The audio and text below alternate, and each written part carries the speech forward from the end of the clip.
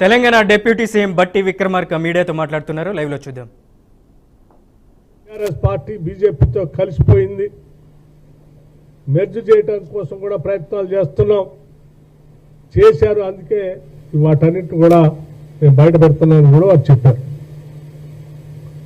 మరొక్కసారి మీరు ఆ వాస్తవ పరిస్థితులు నిజమే అని చెప్పి ప్రక్రియ ఈరోజు టీఆర్ఎస్కి మేలు జరగటం కోసం చేస్తున్నటువంటి పనితో ఇవాళ టీఆర్ఎస్ బీజేపీ కలిసిపోయి ఈ రాష్ట్రంలో రాజకీయ పోకడికి ప్రయాణం సాగిస్తున్నారనేది దీని ద్వారా స్పష్టంగా అర్థమవుతా ఉంది.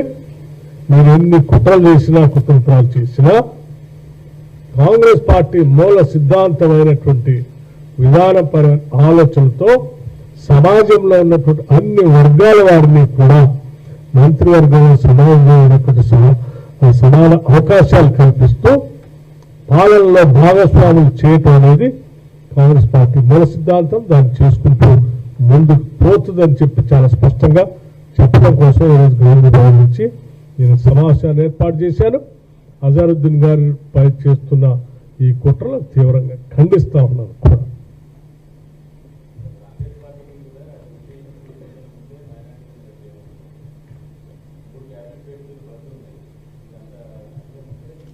మిత్రులందరికీ నేను ఒక విషయం చెప్పదలుచుకున్నది ఏంటంటే, క్యాబినెట్లో తీసుకోవటానికి శాసనమండలి సభ్యుడిగా ఈ మధ్యనే అజరుద్దీన్ గారు నియమించబడ్డారు. అంటే క్యాబినెట్ నిర్ణయం చేసి పంపించారు. సో ఇంతకాలం ఎందుకు చేయలేదు ఇప్పుడే అంటే, ఇప్పుడే మేము నిర్ణయం చేశాం. గతంలో చేసినటువంటి అభ్యర్థులకు సంబంధించిన సమాచారం ఏం జరిగిందో మీకు తెలుసు.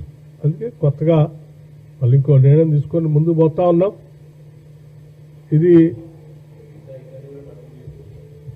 సమయం వచ్చినప్పుడు తప్పనిసరిగా ఎప్పుడు ఏం చేయాలో పార్టీ పరంగా ప్రభుత్వ పరంగా తాను నిర్ణయాలు చేస్తుంది.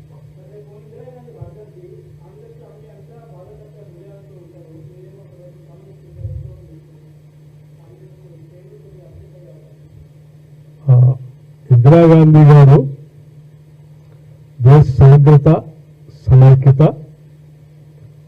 మత సామరస్యం, అన్ని వర్గాలకి సమానమైన అవకాశాలు కల్పించాలనేటువంటి ఒక great social reformer. So definite గా ఇటువంటి నిర్ణయాల పట్ల హర్షిస్తే తప్ప బాధపడదు.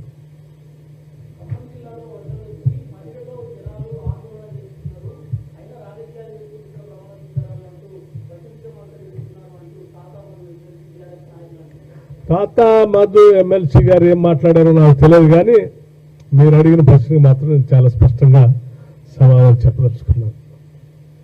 ఈ రాష్ట్ర ఉప ముఖ్యమంత్రిగా అట్లాగే ముఖ్యమంత్రిగా రేవంత్ రెడ్డి గారు, నేను, మిగతా మంత్రివర్గ సహచరులు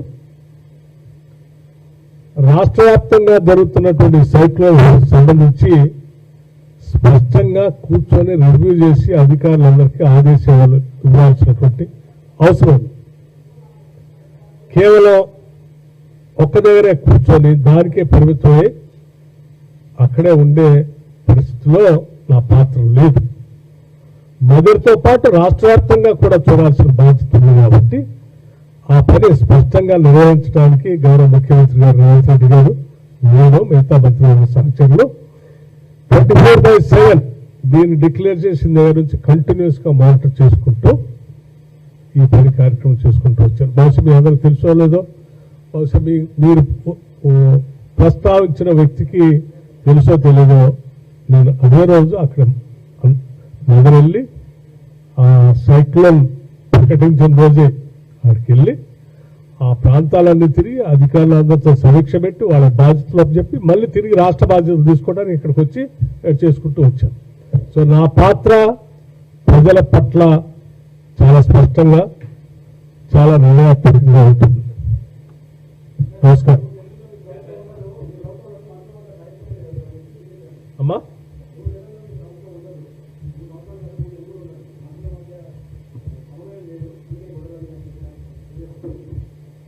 సరే అవగాహన లేనటువంటి కొద్దిమంది ఏదో మాట్లాడుతూ ఉంటారు.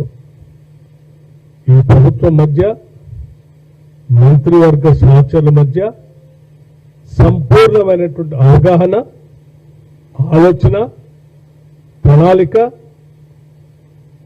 తీసుకోవాల్సిన నిర్ణయాల పట్ల నిబద్ధత, సంకల్పం, స్పష్టత అన్నీ ఉన్నాయి.